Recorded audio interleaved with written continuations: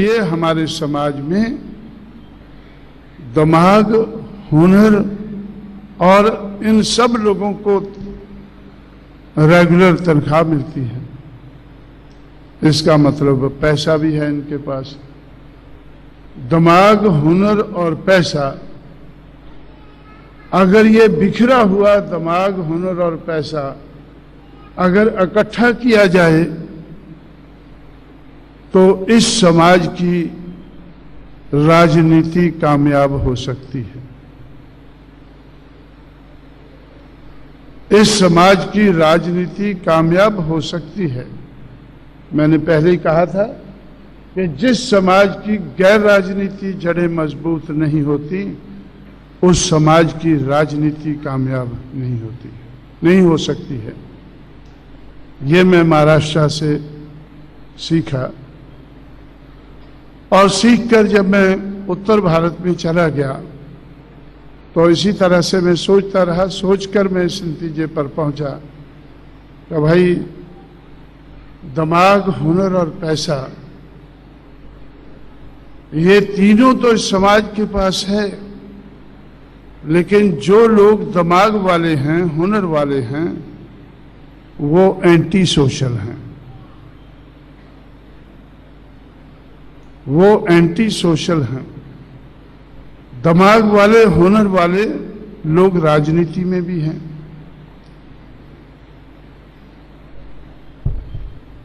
और दिमाग वाले, हुनर वाले राजनीति में लोग जो हैं, वो अपना दिमाग और हुनर का फायदा लेने के लिए वो दूसरे समाज के चमचे बनना पसंद करते हैं, क्योंकि उनको भरोसा है कि उनका इतना दिमाग, इतना उनके पास हुनर नहीं है कि वो दूसरों के मुकाबले में खड़े हो सकें, कामयाब हो सकें। इसलिए वो चमचे बनना ज्यादा पसंद करते हैं। अब जब दिमाग और हुनर वाले राजनीतिक लोग चमचे बन जाते हैं दूसरों के, तो जो दिमाग और हुनर वाले पढ़े लिखे कर्मचारी हैं, वो भी अपने दिमाग और हुनर का फायदा अपने लिए लेना चाहते हैं। इसलिए वो चमचों के चमचे बन जाते हैं। वो अपना हित सुरक्षित करने के लिए वो चमचों के चमचे बन जाते हैं। जैसे लंबे अरसे तक आप लोगों ने, बाबा साहब अम्बेडकर इनसे क्यों दुखी थे? आखिरी दिनों में वो कहते थे कि इन लोगों ने मुझे धोखा दिया है, क्योंकि वो सोचते थे कि ये समाज के लिए कुछ करेंगे।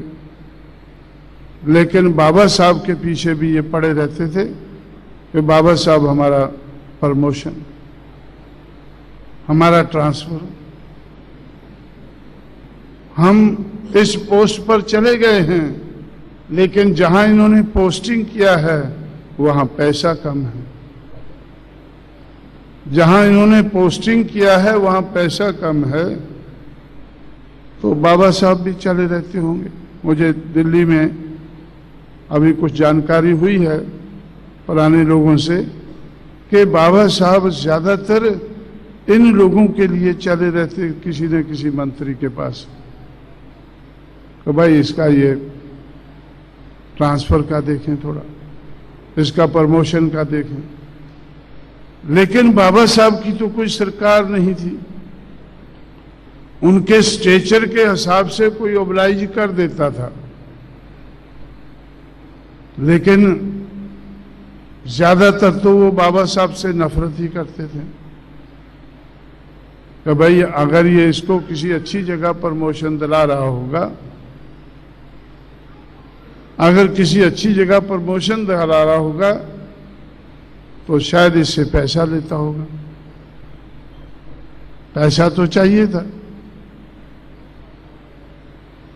अब मेरे पास भी बहुत से लोग आते रहते हैं, तो भाई हमारा प्रमोशन, हमारा प्रमोशन, अभी एक ओएनजीसी में डायरेक्टर था,